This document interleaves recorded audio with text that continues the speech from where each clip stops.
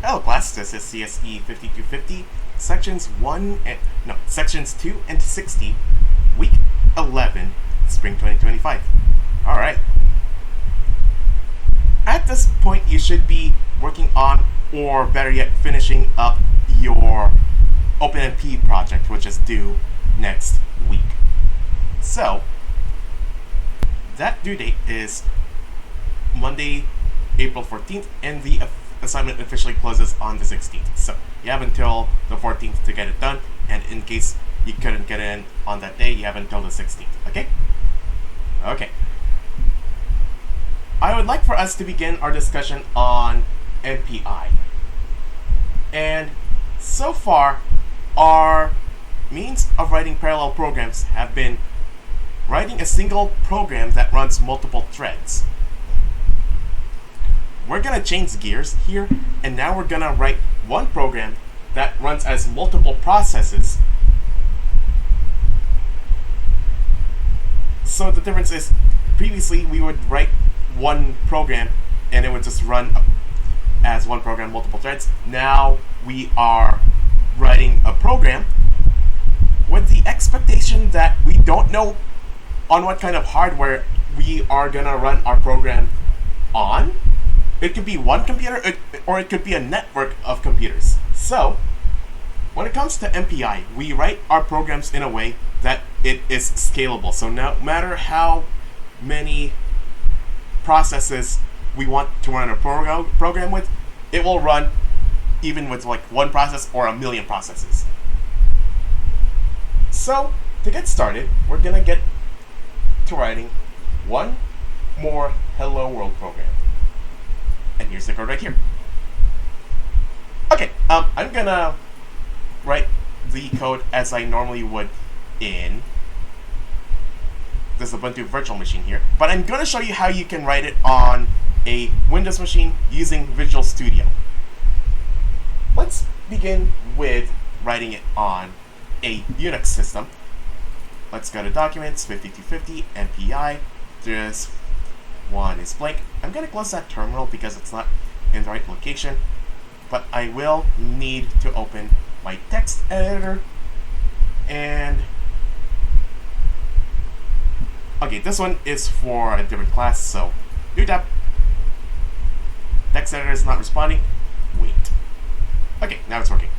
Okay, now let's begin with our boilerplate code of # include mpi.h.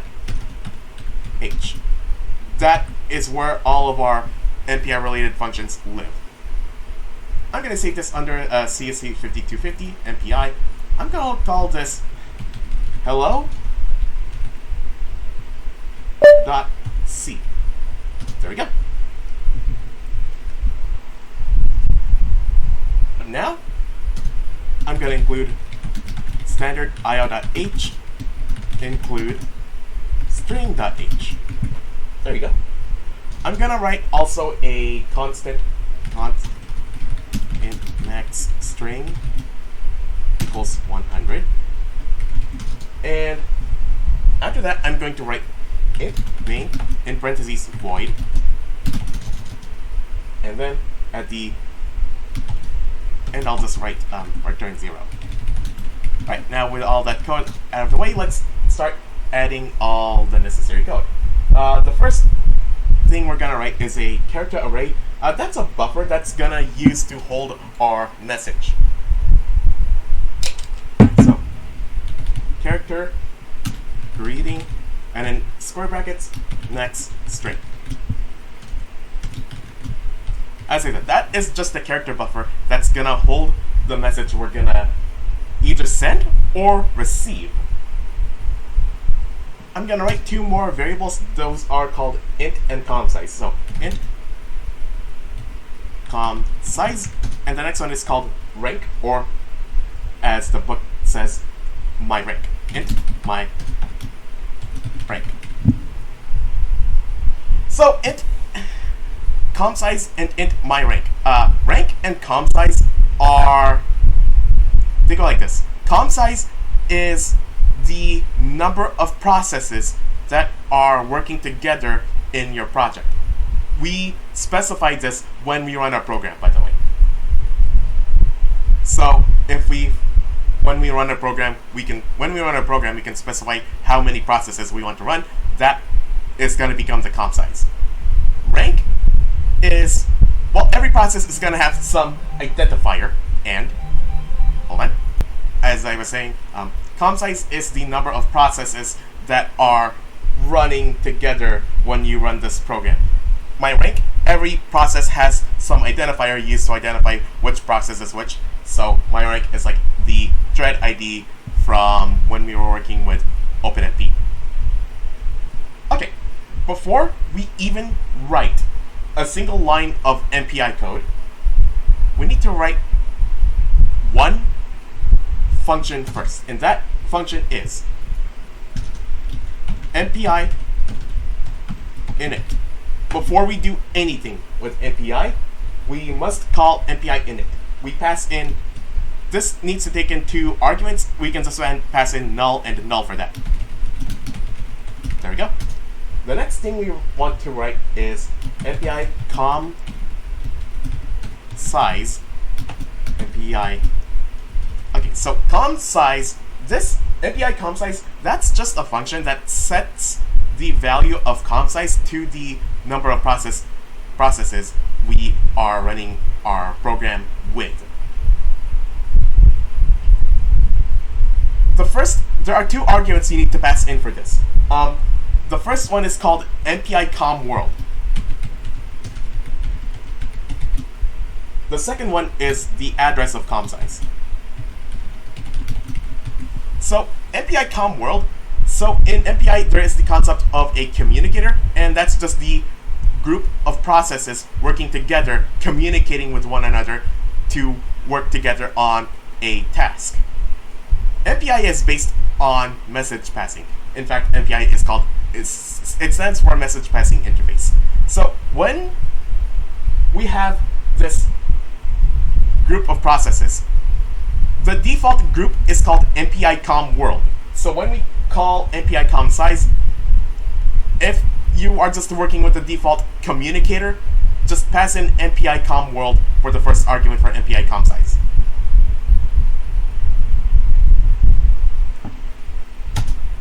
And that will get you the size of the communicator, how many processes are working together. The next function we're going to call is MPI com rank.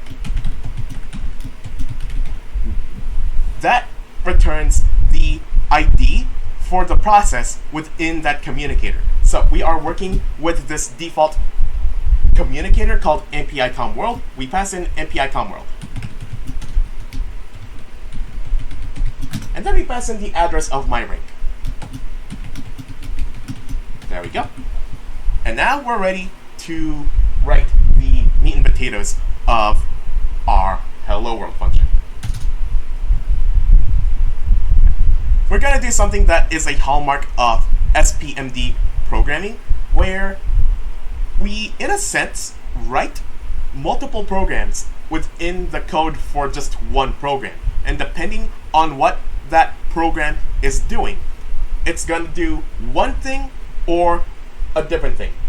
So, and we explored this a little bit when we first wrote one of our very first Hello World programs, and that was with pthreads. So, if the process whose rank is 0, for the process whose rank is 0, that process, we're gonna have that process. Okay, let me back up. For the process whose rank is not 0, it's going to send a process to the process whose rank is 0. So if you are not ranked 0, you're going to send a message to rank 0. And think of the ranks as addresses, like you would write on a letter. Who is the sender and who is the receiver?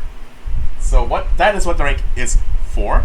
That's for specifying who is receiving the message and who is sending the message. Okay, let's continue. If my rank does not equal 0, I'll write it like that for now, and then I'm gonna add an else block here, else, and then we'll populate that in a little bit.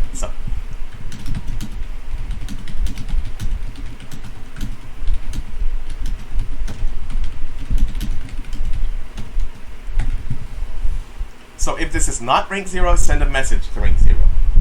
I'm gonna write it as follows. I'm gonna use a function called sprintf, and it's like using printf, except instead of printing it to the terminal, we are just printing that message into a character buffer. So sprintf, and then here we're gonna pass in greeting. That's our buffer. We're gonna pass in our message, and we're gonna format it as though we are working with printf. That is, let's write it like this. Hello world from process %d of %d, exclamation point. And then comma, my rank, and then comma, com size. So you can probably see what rank and com size are doing if you remember how we were working with OpenMP. So, if you recall from when we began working with OpenMP, we had two functions with nearly identical names: OMP get thread number and OMP get number of threads. So one gets that thread's thread number, the other gets the number of threads. With MPI, we're working with rank and com size to... So my rank is like calling OMP get thread num. Com size, okay, so let me back up. Com size is like calling OMP get num threads. Rank is like calling OMP get thread num. So one gets the thread number, the other gets the number of threads. For MPI, one gets the thread number for that communicator, and the other gets the number of processes within that communicator. And what this means is, the way I worded it suggests that we could have more than one communicator, and that is actually the case. We're just gonna work with the one communicator, and that is MPI com world. Let's continue with writing the rest of our program. We are now ready to send our message, and that function for sending a message is called MPI send. So this function must take in several arguments. I'll detail what those arguments are in a little bit, but the first one is our message. The next one is how long is our message? +1. Sterlen greeting +1. The next argument is the data type of our message. Since this is a character array, the data type is actually going to be MPI underscore character in all caps, so MPI char. The next two arguments. The first one is the rank of the receiver. That is process 0. The next one is a tag. We're not gonna work with tags, so we're just gonna pass in 0 for that one. And the final argument is what communicator is this? And that, for us, it's MPI com world. There we go. And now we can get to writing the code that goes in the else here. Okay, so we wrote the code for all processes that isn't rank 0. Now we're going to write the code for rank 0.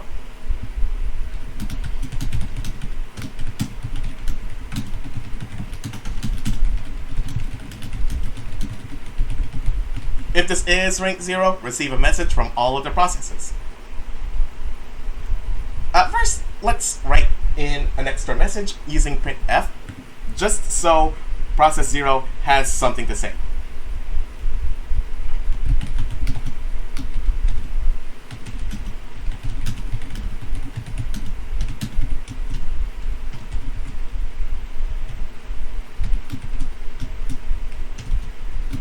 There we go. Oh, but while we're at it, let's make it clear that all these other processes are doing something, and I'm going to write another message here. Not hello world, but rather process %d of %d is writing a message. /n, quotation mark, comma, and then we're gonna write my rank and com size. There we go. And that extra line is to be sure that our other processes are actually doing something. Okay. When it comes to MPI, we are doing sends and receives. The rule is this. Every send in your program must have a matching receive. Here, we have a process, or 10 processes, or 10 processes, or a million processes, all sending a message addressed to process 0. Meanwhile, process 0 is going to expect that many messages to come in. So for process 0 to receive those messages, of course we are going to need to use MPI receive. But that's not enough. We actually need to put this inside of a for loop. For int I equals 1, because we're going to skip process 0. I is less than com size. That way, for however large the communicator is, this for loop will run for that many iterations minus 1. And we are going to count up from rank 1, 2, 3, 4, 5, all the way to however large the com size is minus 1. So those are all the ranks that we're going to go through. So for int I equals 1, I is less than com size, I plus plus. And then I can just cut this MPI receive line, paste it into here, indent that, and now we can pass in the arguments for MPI receive. They are mostly gonna mirror the arguments that we used for MPI send. So, of course, the first one is gonna be greeting. The next one is going to be not strlen, because strlen here, that was only ever used by all the processes whose rank is not 0. This specifies the length of our string, but the thing is, we don't know how long our length is going to be. But we did hard code a maximum length here that it specifies the size of our buffer. So let's just pass in max string. Next, this is a character array, therefore the data type is MPI character. The sender is going to be the process with rank I. Because this isn't a for loop, this I is going to increment 1 by 1, so we're going to get a message from process 1, 2, 3, 4, so on and so forth. Next is the tag, and again, we're going to enter 0 for that. Next one is what is the communicator, and that communicator is the default MPI com world.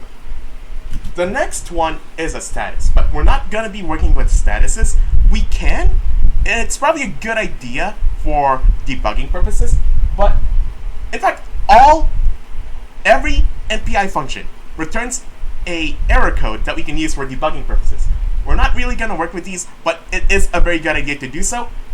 But for demonstration purposes, that 7th argument for MPI receive, we have 1, 2, 3, 4, 5, 6 so far. We are just going to pass in MPI status ignore. There we go. Now we're almost done. We need to print out that message. I'll write it like this. Process %d has sent the fall has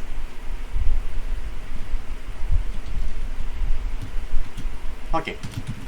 Message received from process percent. No, I'll just write message received colon percent s backslash n, and I'm just gonna write in greeting. So this is gonna print f our message, and it's gonna show the greeting that we had received from that process. So every send must have a matching receive. So this program here, process 0, is going to receive a message from all other processes. All other processes are going to send a message to process 0. We are almost done. The last thing we need to write, and we add this once we are done with any and all MPI related work. When we're done with MPI, we call MPI finalize. There we go. So MPI init and MPI finalize, those are two functions that go hand in hand. MPI com size and com rank, they kind of also go hand in hand if we are doing stuff like this. Process percent d of percent d, for example. MPI send and MPI receive, they also go hand in hand. So one other thing to note is when you write MPI finalize, yeah, you could write that at the end of the program, but that just signifies the end of working with MPI. You could have more stuff after that, like more stuff here. That signifies that stuff like that could be even more finalized code, like writing results to a file or printing results to the screen. The point is, the end of working with MPI finalize does not have to come after return 0. We could just have more code after finalize and before return 0. But for our Hello World program, we're just gonna pair the two back to back. So after MPI finalize, we have return 0. Alright, so that's our program. Save. Alright, now let's get to work to compile our program. So I have the program saved in this folder here. Click open in terminal. Yeah, right click. Let me do that again. Right click, open in terminal. I'm gonna tap ls to see what program files we have. We just have the hello.c. Now we need the compile command, and that is mpi cc -g -wall -o hello dot c. Okay, but there is a problem, and that is that command MPI-CC not found, but can be installed with one of these. So we need to install one of these, and that is the MPI implement. That is one of several different MPI implementations. Let's go with OpenMPI. So I'm just gonna copy this line of code. Copy, paste, sudo apt install OpenMPI-bin. Press enter. I need to type in my password for that, so give me a minute.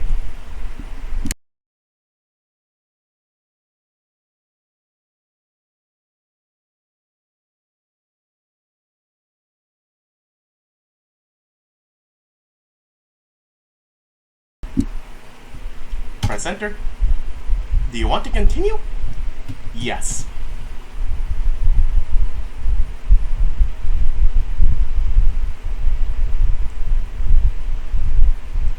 Okay, so now with MPI, well, OpenMPI installed on our system, maybe we can get to compile, though there is a bit of a problem. Include MPI.h, it does not know what that is, so let me debug that for a little bit and see if I can continue from here. Okay, I fixed it.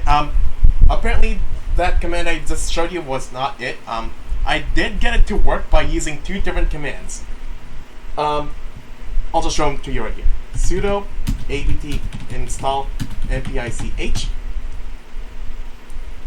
Nothing happened because I had it already installed during my debugging process. or troubleshooting process, I should say. And then after that, sudo apt install lib open mpi-dev.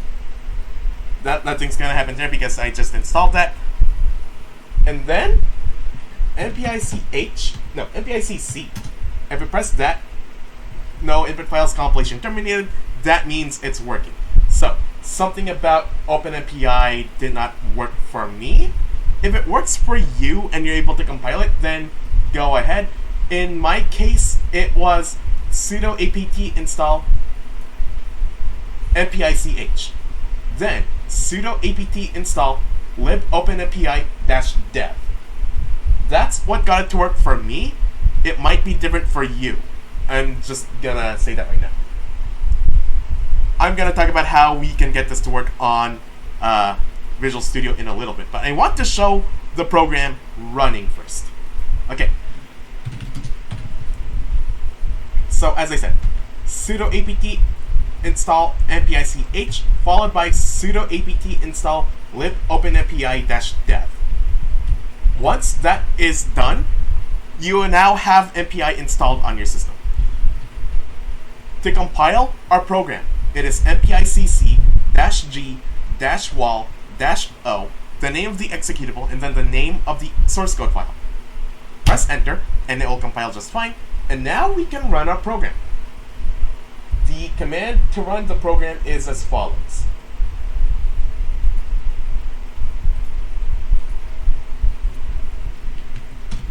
MPI exec -n.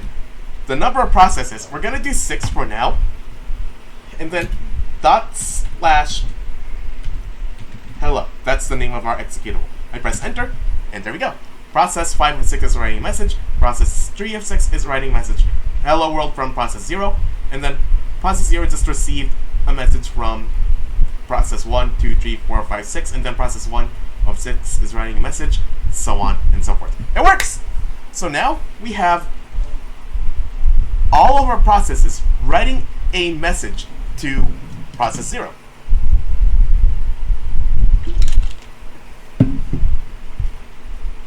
Alright. But let's run it with more processes. So I'm going to do 10, which is way over the number of CPU cores on my system. If I click here and go to System Monitor, I changed my VM a while ago, so now it has 6 CPU cores on it. So if I did this with 10 processes, it will tell me I don't have enough slots. That means I am trying to run my program with more processes than there are CPU cores to go around. Typically, this would cost typically that would be a problem because not enough CPU cores, we can't run any more processes without any competition. We're gonna force the program to run with 10 processes anyway. This is just a hello world program, so this is okay. So I'm gonna force this to run with more processes, and I'm gonna add to this command to compile -- over subscribe, and that will force it to run with 10 processes anyway. And there we go. Now we have all 10 processes. Well, 9 of the processes are sending messages. The last process, which is actually the process 0, is receiving all those messages. It works. Okay. Let's talk about those. Let's talk about all of those functions we were just working with. So, all MPI related functions are prefixed with MPI, of course, because of course, MPI init and MPI finalize. One sets up the environment so we can work with MPI. The one cleans it up, so once we're done, it'll just clean up any resources that MPI was using. MPI init does all the setup and must be called before you call any other MPI function. When you call MPI init, you must pass in 2 arguments, but you can pass in null for both. MPI finalize frees up any resources used with MPI, and after you've called your last MPI function, you call MPI finalize. That also must require something to be passed in.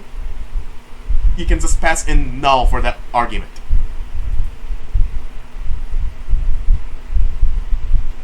These two functions, like all other MPI related functions, return error codes that you can use for debugging. Com size and com rank. A communicator in MPI is a collection of processes that can all send messages between one another. One of the purposes of MPI init is to define a communicator consisting of all the processes started by the user. So when we ran MPI exec-n 10./hello, we created a communicator. Well, we created a default communicator that consists of 10 processes. And that default communicator is called MPI com world.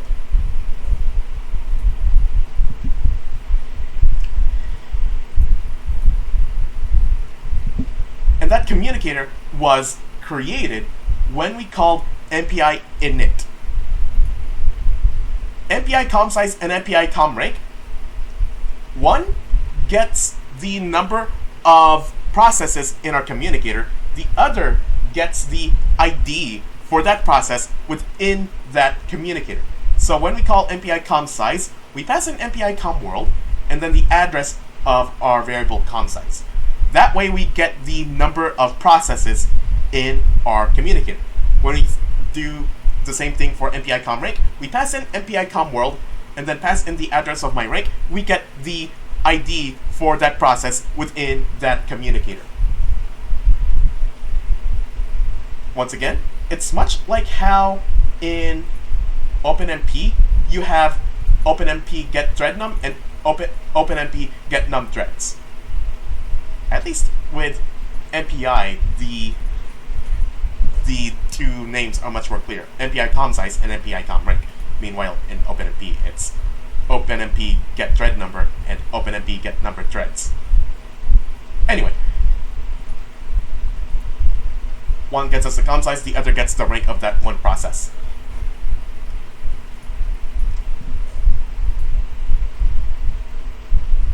We wrote our program in a way that's typical of SPMD programming. Single program, multiple data. So, by using the rank, we can tell a process whether to execute this block of code here or this block of code. So this block of code, that is exclusively for the process whose rank is 0. I'll just say exclusive to rank 0. So that code is for rank 0. That code here, where my cursor is at, that code is the receiving code for when all other processes are sending. So rank 0 is receiving messages, all other processes are sending messages. The use of this if else, if my rank is not 0 else, stuff like that is typical of SPMD programming. We're going to work with this in MPI quite a lot though. In principle, your program will be written such that it will run with any number of processes. Assume that you'll never know. Assume that you can't know the number of processes your program is going to be working with. That way, when we write code like this, where we have, say, MPI receive within a for loop, code like that is scalable. So it doesn't matter if we're running this with 10 processes or 10 million processes or anything in between. It's going to work no matter what.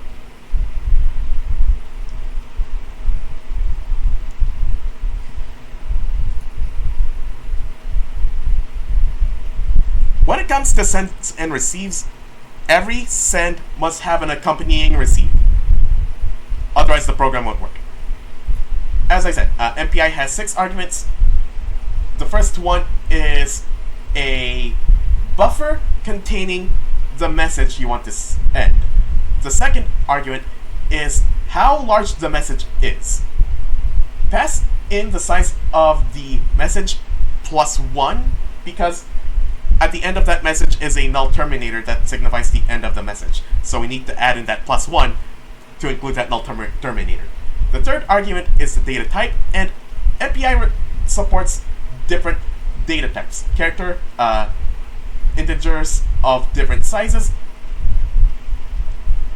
and floats of different sizes. Character, integers of different sizes, unsigned variants of the same, floating point variables of different sizes, byte, and also packed.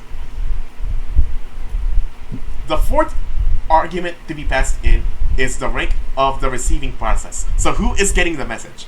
The fifth argument is a tag. Sometimes when you call MPI send, you might have two different messages that are of the same data type. The tag is a means of disambiguating those two messages. So that way, when two processes are sending two different messages of the same exact data type, you tag one as tag 1 and the other one as tag 0. That way the two processes know which one is which. The sixth argument is a communicator. By default, we're just going to be using the MPI CommWorld default communicator, but the thing about MPI is we can create multiple communicators. We can use MPI's functions to create new communication universes. And the analogy to that is like this. Think of MPI CommWorld as a communal Discord server, but different processes have different tasks, so they have their own exclusive private group chats or Discord servers that exclude other processes, because of course.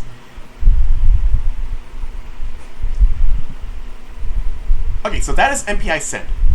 MPI receive mirrors those 6 arguments from... Okay, so MPI receive has 7 arguments. The first 6 mirror those of MPI send. The first is a buffer that's gonna hold the incoming message. The second one is the size of the message. Or in our case with this example program, it was the size of our buffer, because we did not know how large the message was gonna be, so we just set it to be as large as the buffer was. The third one is the data type. Basically the same as with MPI send. The fourth is the rank of the process who sent the message. Who sent this? The fifth is the tag. Once again, sometimes we are sending 2 messages of the same data type, and the tag is to make sure we don't mix them up. The sixth is the communicator. Think of it as like the Discord server. And the 7th one is a status, but as I said, we are not really going to work with that, so just pass an MPI status ignore. When sending a message from one process to another, the following arguments must match one another. When sending, suppose process Q calls MPI send, process R calls MPI receive. MPI send, the process Q calling MPI send, and process R calling MPI receive. The tags must match. The communicators must match. If process Q is sending through process R must receive from process Q. If any of that is mismatched, then the sent message might not go through, or might get sent to the wrong process. So this thing here is a little bit harder to explain, but think about it like this. Processes will take varying amounts of time to finish, but the thing with this is when we run our program, we have process 0 receiving messages and processes 1 through 9 sending messages. Processes 1 through 9 are gonna complete sending their messages at different times, so it won't necessarily be in order. In fact, when we look at this, process 1 wrote a message, then process 2, and then process 5, then process 8, then process 9. if you want to be more clear, I think we should probably cut that and paste it down here.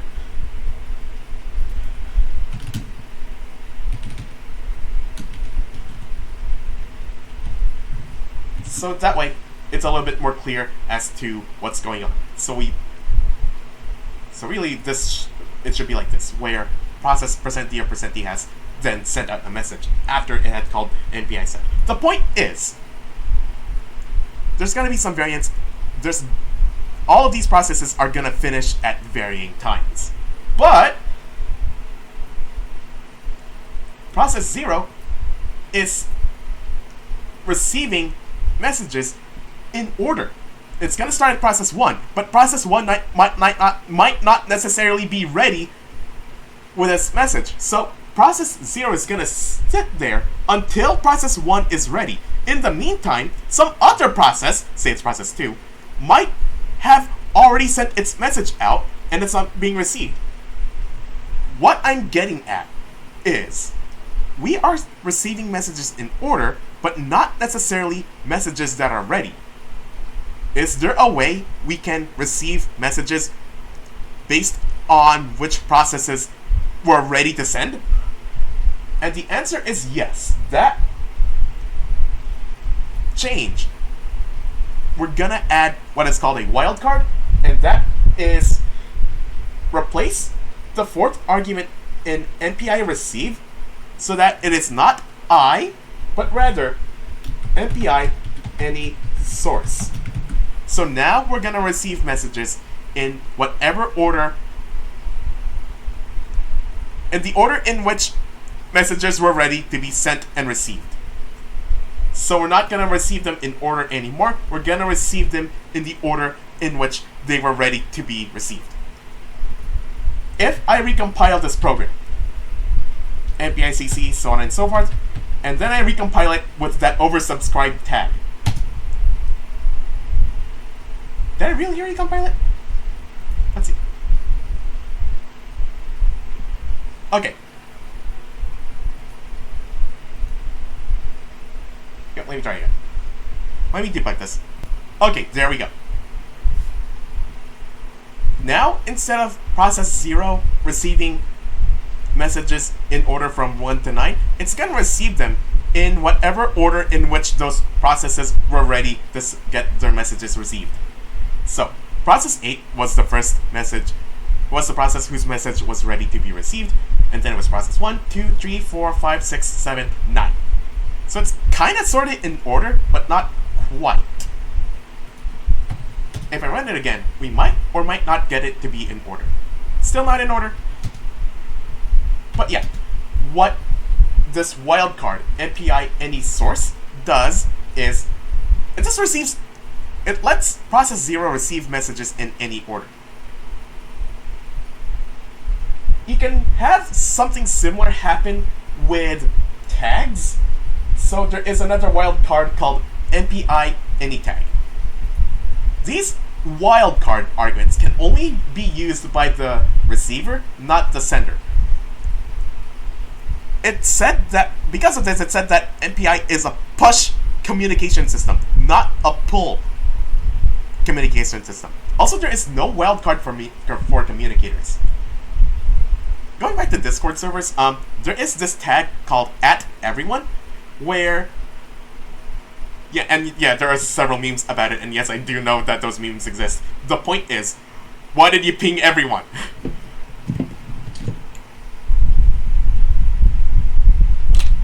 But think about what it would mean for a communicator wildcard to exist.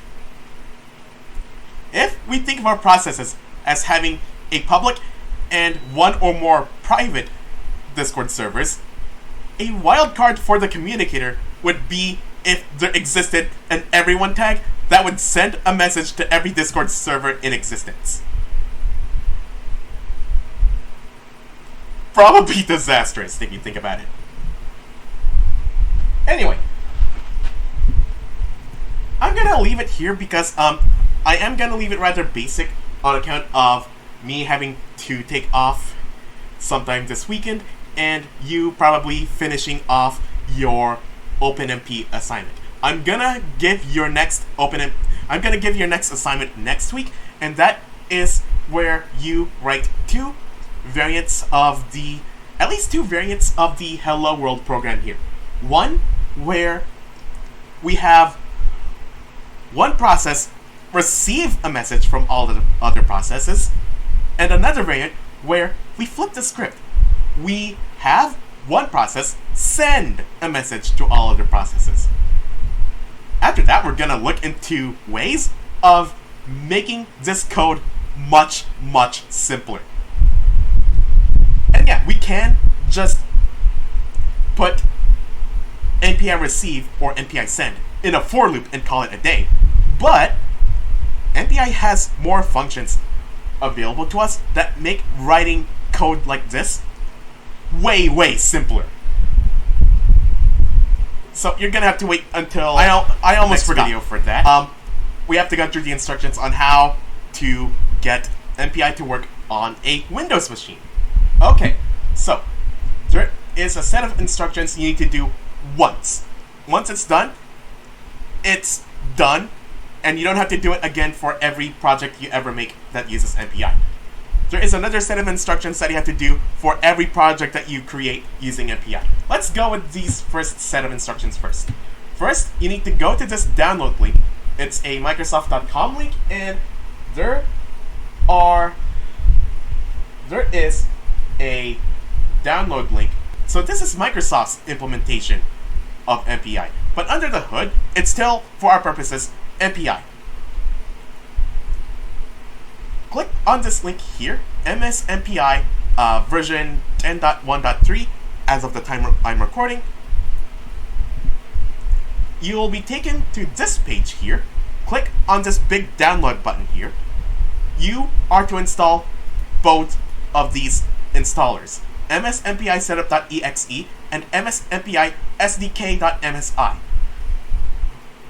When you run these, follow the instructions exactly, and if it asks you to pick a install location, leave it at the default, don't change it.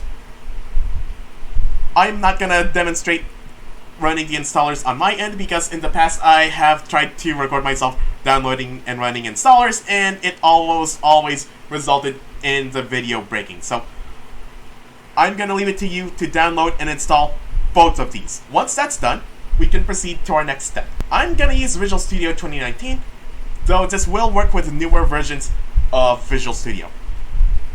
Create a new project. Let's select the empty project up here. Empty project, start from scratch. Click next. Give your project a good name. I'm just gonna call it MPI Hello 2025. Press enter. And now we have an empty project. There's nothing in here yet. You see this folder called source files? Click on that, right click, add new item, and you're gonna want to add a .cpp file. Let's call it main, and now we can start to add code to this. I'll be right back with that. Okay, now with all the code written, we need to address a few issues with the code. Let's address the fact that it can't find MPI first. So, this is an involved set of steps. You must go to 3 different places in your project to turn on MPI support for your project. Anyway, I'll duck that window to the side, and let's go through these instructions together.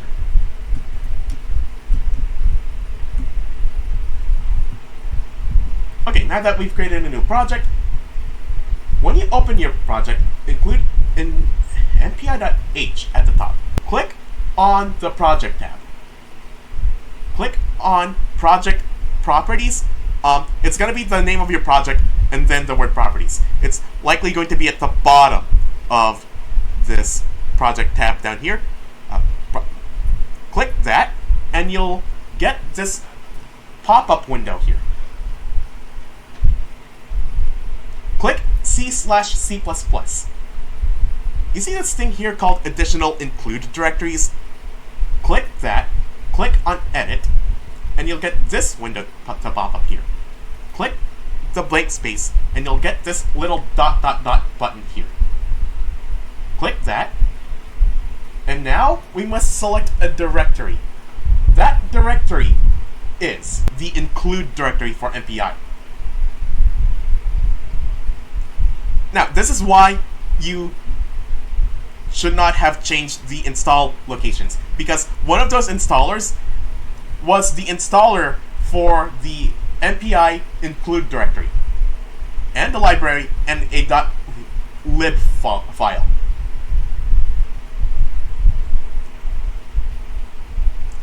Where do we find that file? Go to your C drive.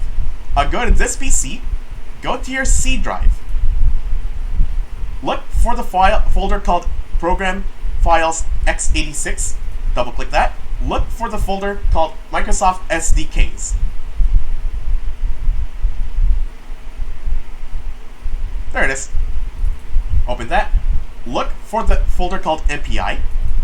And there is an include folder in here.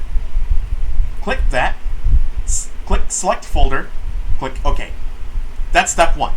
Step 2. We must include the library directory. Go to Linker. And do you see additional library directories here? Click this drop down here. Click Edit. You'll get a similar window from before. Click the empty space here. Double click it. Click on the little dot dot dot button here. Click that. And now we're going to select our directory. That contains...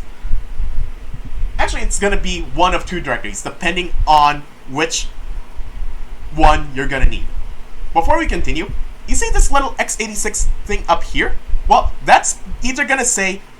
Okay, so this is going to be next to the local Windows debugger button here.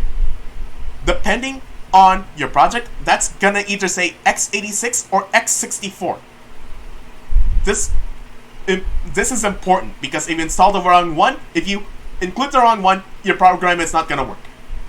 Since it says x86, that means we need the 32-bit version of the directory. So, perform either step 1 or step 2, depending on whether your project is 32-bit or 64-bit. Since this is a 32-bit project, let's, in the select directory window here, go to this PC, go to your C drive, go to Program Files, go to Microsoft SDKs, go to MPI, go to Lib, and select the x86 folder. Select that x86 folder, and click Select Folder. Click OK. We're not done yet. That is step 2. Alright, we're almost done. We're almost done.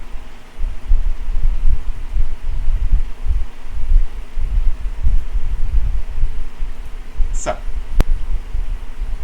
click the little drop-down triangle on the left of Linker. You should see Input. Click on Input, and click on Additional Dependencies.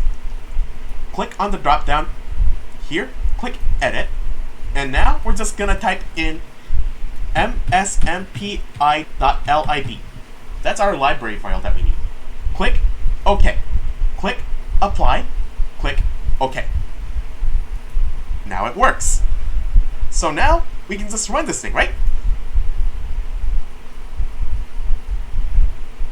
Not quite. Okay, so there is one more issue I need to address. sprintf is unsafe. Use sprintf _s. So if you are working with Visual Studio, you might want to replace sprintf with sprintf _s. This is the only code change between Visual Studio and Windows and Ubuntu. Now, let's run it again. If we just use the local Windows debugger by pressing Ctrl F5, it's gonna run with one process, which is not what we want. We want to run this with multiple processes. So how do we do that? For us to run this properly, click on Solution, one of one project. There's gonna be the name of the project in quotes here. Right click this, click Open in File Explorer. Now we have a window opened that has our solution file plus all the other stuff associated with this project. We want to look for the executable file that was created. To make sure that we have created that executable file, press Ctrl Shift B. And then it should say Build Succeeded at the bottom. Alternatively, you can just click Build and click on Build Solution. Now, let's look for that executable file. That's not it. You see this debug folder here? Open that. It's on the same level as this solution file here, MPI hello.sln. Open the debug folder, and within that folder, that's our executable right there. Okay, for us to run the program, click on the address bar in your Windows Explorer window. Type in PowerShell. Press Enter. And now we have a Unix-like terminal on Windows. To run our program, we're going to use the following command. And it is nearly identical to the command for a Unix machine. That is MPI exec-n. We're going to do 10 processes. So I'll type in 10 and then type the name of your executable.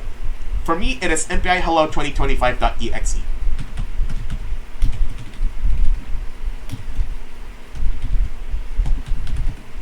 And there we go. Now, the same program that we have written on a Unix machine now works on a Windows machine. So, this means for MPI, but also for OpenMP, you can work on this on either a Windows machine or a Unix machine. Excuse me. But it will work either way. So there we go. So, I guess another thing. My machine has 8 cores, 16 threads. That means I can run up to 16 processes without competition. So let's do that. So now we have process 1 of 16 has sent a message, and process 0 message received from process 5, then 11, then 12, then 6, then 13. I'm gonna try to overload it. So I'm gonna try 20 processes, and unlike with my Ubuntu virtual machine, unlike with Ubuntu where it says, "Hey, you ran out of slots," Microsoft, or rather Windows, has no problem with forcing oversubscribing. I have talked about how my machine has this kind of hardware here. 8 cores, 16 threads. That means I can run up to 16 processes at the same time. But I can force it to run more than 16 anyway, without a warning message, not like the same one from when we were trying to work on this on the Ubuntu virtual machine. So I can just type in, say, 60. And once again, it has no problem running all 60 processes. So one process in here is receiving 59 messages. The other 59 processes are each sending 1 message each. There we go. There we go. So, now this is the end of the video. Okay, alright. Have a good one, and finish up the OpenMP project. We're gonna continue our discussion on MPI next week. Okay, have a good one, and see you next week. Bye.